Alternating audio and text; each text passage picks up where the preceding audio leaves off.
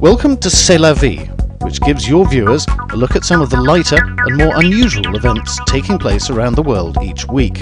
All video content is provided by AFP's global network of video journalists, offering reports on topics ranging from the arts, culture and lifestyle to the weird, wonderful and wacky, all with a human angle, making them relevant and entertaining for you. AFP has 200 bureaus in 150 countries around the world, with 1,500 journalists relaying news 24 hours a day. AFP has joined forces with Asia-based media company Quantum to create this exciting new programme.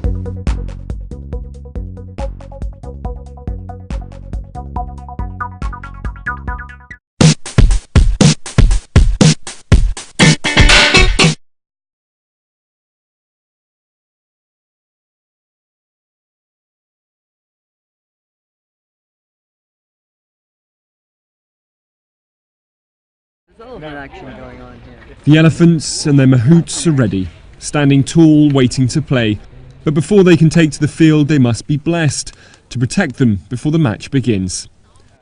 We've been doing this ceremony for many years. It is to bless the elephants and ourselves before going into the jungle. This is the 12th year the tournament has taken place in Thailand. Teams come from all over the world to compete. There's the All Blacks from New Zealand and a team of ladyboys made up of transgender players from across Asia. It attracts polo professionals too, though they say this version is far harder than what they are used to.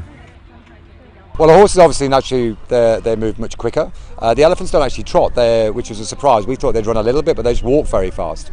And as a result, the gait that they use makes it quite unstable. So your hand-to-eye coordination is quite affected on the approach to the ball, and of course it's much higher. The tournament has come in for strong criticism from some animal rights activists who say some polo-playing elephants are badly mistreated. But that's denied by the organisers, who say these elephants spend the rest of the year working in tourist resorts, and this week acts as a chance for them to be medically examined. They have a proper vet check, they're being fed, we look after them.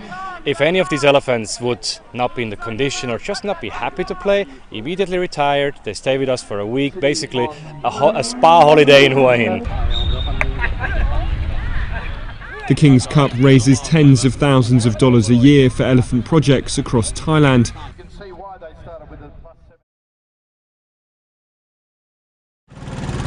It's a feature of Asian cities from Bangkok to Bangalore, but now the humble tuk-tuk has arrived in one of the world's chicest capitals, Paris. Motorised or pedal-powered tricycles like these have been plying the tourist sites of the French capital for a few years now, and the tourists seem to like it. This is slow, so we get to see everything properly. You know, it's not like a taxi or anything which is fast. It's slow, he's explaining, he's talking. I think it's nice. But while the customers are keen, the authorities are less so. Traffic police say there are no guidelines for these vehicles, which for the moment are being lumped in, rather awkwardly, with motorbike taxis. You don't need a specific license to drive this vehicle, but to take passengers on a motorbike, whether two-wheeled or three, you do need the license. It's just an ambiguity of the regulations. Tuk-tuks are also forbidden from parking on the road to pick up clients. That means most of them need to be booked in advance, which can prove difficult. We're not allowed to park, so we don't, but we're not even allowed to stop for 5 minutes to pick up a client without getting showered in fines. Indeed, authorities say that fines are so far the only means they have of exercising any control over this new form of transport. The problem with bicycle taxis is there are no regulations governing the vehicle, the driver, the insurance or the prices. As things stand now, we have no regulatory framework to monitor this type of vehicle. They might not be in the French highway code, but they're increasingly here on the streets, taking good advantage while they can of Paris's 700 kilometres of cycle paths.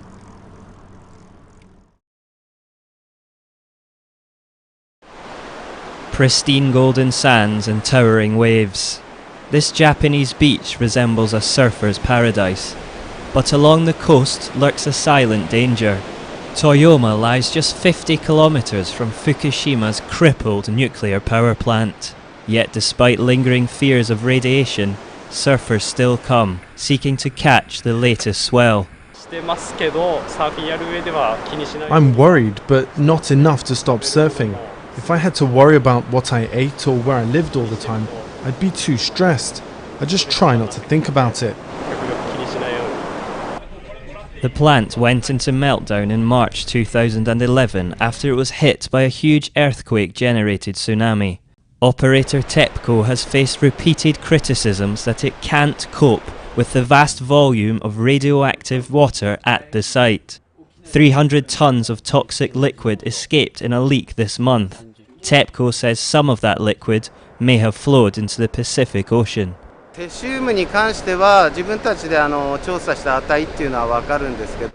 as an NGO can get measurements of cesium done, but we have no access to the equipment for measuring the levels of tritium and strontium.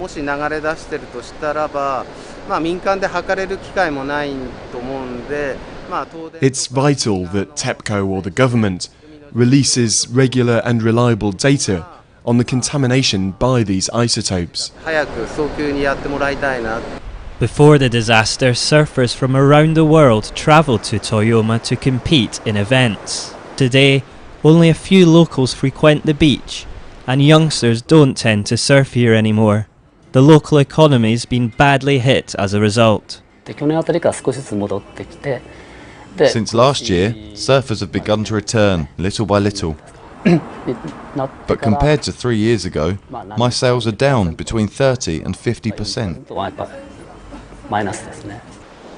Of those that still surf here, some say they'll stop if the situation at the plant worsens. But for others, the draw of the waves will always prove too strong.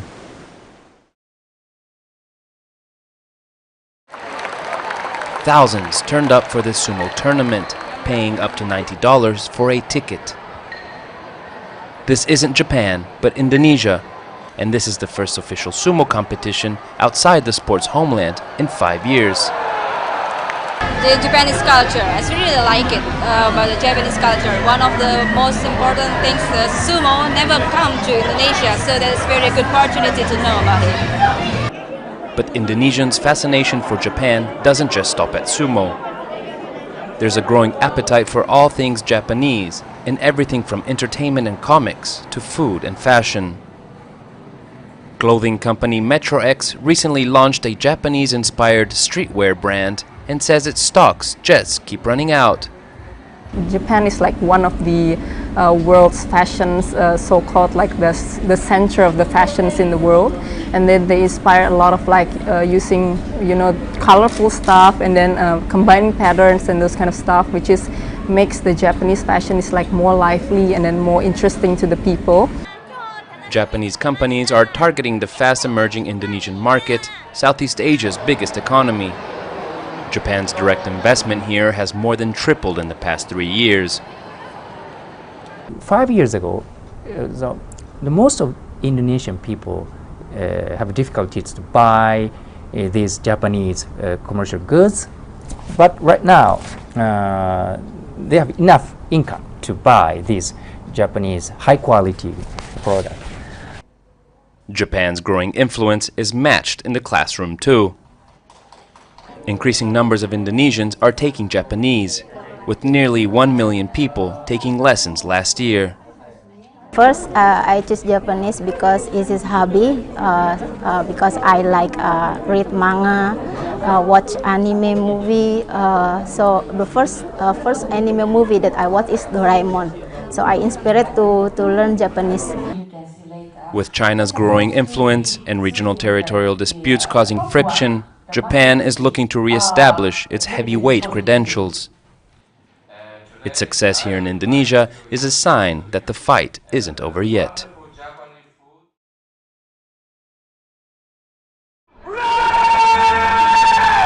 A dozen 1,000-pound bulls barreling down a quarter-mile track. We're not in Pamplona, Spain, but in Petersburg, Virginia, where a 10th City American Bull Run kicked off. I hope that I make it, but if I don't, I had a blast anyway. Some 4,000 people took part in the event, wearing everything from goofy costumes to the traditional red and white outfit. They paid as much as $75 to participate. That's $75 more than the famous and free San Fermin Festival. Also, unlike Spain's event, the bulls here are not trained to be aggressive, nor do they have sharpened horns, but they do have one thing in common: speed that can reach 35 miles an hour. I tried to keep up with them in the middle of it, and by the time I was about the 5th bull from the end, they were gone. Those guys can run fast. Organizers of the Great Bull Run saw the enormous price tag of traveling to Spain and decided to bring the event to a home crowd. But the risks involved are so high, every runner had to sign a 4-page waiver. It's a dangerous event. People get hurt. People understand that they get hurt. So when people sign the waiver, they say, I understand I could die or I could get very hurt, but I don't care. But that didn't stop Darius and Alan from signing up or from dreaming about running in Pamplona. We're going to Spain. We're going to Spain. This was a practice run. Practice run. And for those looking for the action without the danger, there's a Tomato Royale, a massive tomato fight just like the festival in Buñol. Thrill seekers have plenty of time to check out both events. The final leg is scheduled in Chicago in 2014.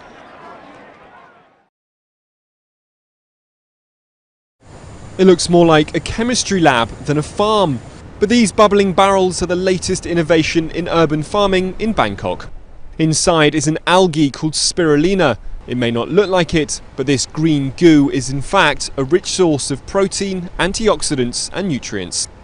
And one of the best places to grow it is on the rooftops of some of the city's highest buildings, thanks to the strong sunshine and consistently high temperatures. This is an unusable space, so that's why we try to utilize the building as much as possible, and we can grow it in town as urban farming. The algae doubles in size every day and is harvested 3 times a week. It is brought to Energea's labs where it is rinsed clean and spun dried in a modified washing machine. Then it is packed by hand into jars and delivered to shops and restaurants to be served the same day.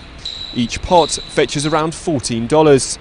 Energea says it is the only company in the world producing fresh spirulina. Everyone else sells it dried. They say, as a result, it is better for you. The other reason to eat fresh produce is because there's a lot less energy involved in producing it. So if we can harvest our product fresh, pack it, ship it locally, and then have it consumed, we don't have all of that energy that's required to generate the heat to dry the product. Fresh spirulina doesn't have much flavour, but does have a strong green colour. And chefs around the city say they're starting to use it to make their food healthier and more sustainable. I'm looking at it as an alternative to animal protein. We can cut back on the amount of protein we serve that's fish or meat or something and incorporate spirulina for the additional protein source. So I'm looking at it as more of from a nutritional standpoint rather than a culinary standpoint. Health experts recommend people susceptible to gout and other diseases linked to uric acid should avoid eating spirulina. But for everyone else, there is no excuse not to eat your greens.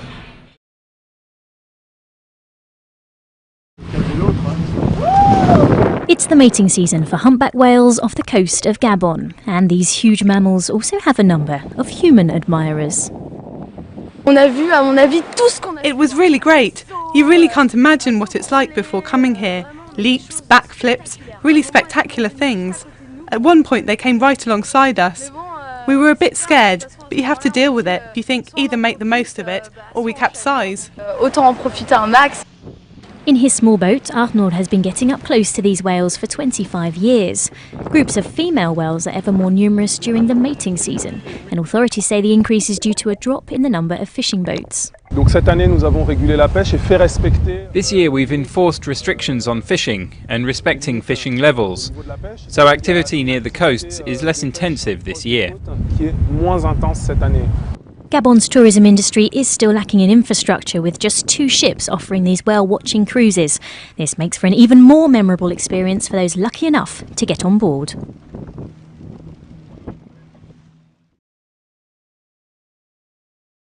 In a city as crowded as Paris, sometimes it feels like the walls have ears. And since 2009, some of them even have lips and noses too. Truck driver turned artist Gregos is the man behind the face that's become famous throughout the city. Today he's installing his 500th mask. With unrest stirring in Egypt, he decided to paint this version of himself as a pharaoh. The news is very bad in Egypt right now. I didn't want to give my own point of view, but that was how I felt about it. I wanted to express my feelings about these events. Though Gregos isn't in Egypt yet, his face can be found in various parts of the world like Japan, Brazil and the US. He's auctioned off his pieces and he'll have his own exhibit in Paris in the fall. But Gregos is more interested in what happens after he sticks and runs rather than the mask itself. When people see a face on the street, they will stop because something is coming out of the wall. They will either look at it from a distance or get closer to see the details, and some people will even try to understand why it's painted a certain way. And some people will even want to buy it. The face is now on sale at his website with unpainted versions selling for up to €50. It's another way of seeing the world.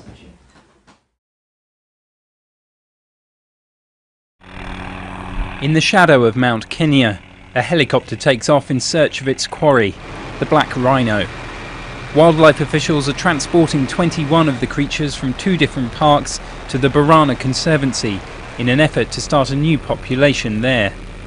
To be able to move rhino out of Lewa onto Barana is a great plus. It gives us greater habitat. It reduces the carrying capacity here on Lewa, and we are beyond our carrying capacity. So we've actually got too many rhino on Lewa, which means their breeding efficiency starts to be affected. Once the rhino has been tranquilised, vets and rangers can move in. In order to make it less of a target for poachers, its horn is sawn off. 40 years ago there were 20,000 black rhinos in Kenya. Due to poaching fueled by demand for ivory products, they now number just hundreds. Somewhat reluctantly, the rhino is herded into a truck en route to a new life in Barana. At least 20 rhinos are needed in order to found a viable new population. Between males and females, we want a broad spread, ideally sort of 50-50 male-female. And then one wants some older males, some younger males, nothing too young. And then females, generally we want females that are not pregnant and also not got calf at foot. So that limits us. I think we've got a total of about 14 candidates out of the 11 rhino we want to take. Barana's large expanse of rugged terrain is well suited to rhinos, for whom the greatest threat aside from poaching is lack of space.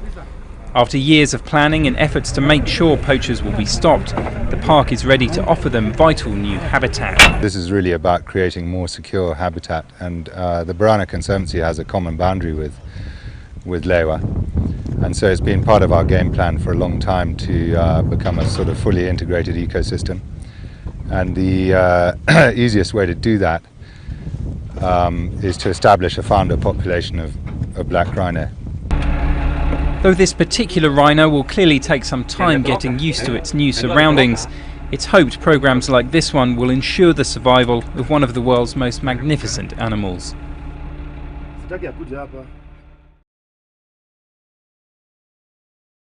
Chances are if you behaved badly as a child in Iraq, you were warned about Salua, a ghoul or demon most known for her appearances in tales like 1001 Arabian Nights. Salua takes on many different physical appearances in different parts of the country. And now, thanks to this Iraqi filmmaker, she's taking on a new form entirely. I think most Iraqis have forgotten about her, but when I tell them about the Salua, they remember it and they all smile and are happy and remember their childhood. That inspired me to do actually that movie. To make sure the classic tale isn't lost forever, Furat Al-Jamil is making Baghdad Night, a 10-minute 3D animated film about Salua that is due for release later this year. Rawau Naimi is voicing the main character, and she has no qualms about playing the famous demon. All the people around me at home and outside call me Salua now. And to be honest, I like the name, and it doesn't bother me at all. Production by the all-Iraqi crew and cast has run up against considerable hurdles. from lack of equipment, funding, and space to sudden power cuts that can set work back by days. But the team is determined to push on and have found creative ways to deal with the difficulties. Zeydoun Hussein is in charge of the film's score, which includes a version of Claude Debussy's Clair de Lune recorded on traditional Iraqi instruments. The equipment is available, but not the professional one. No, we don't have mastering rooms and mastering studios. Jamil has high hopes that despite trying to revive a folk tale in a country with pressing security and economic concerns, she will succeed in bringing Salua to new audiences. By drawing on details from the capital itself, Baghdad night and its ghoulish demon Salua might bring an age-old story back to life in Iraq.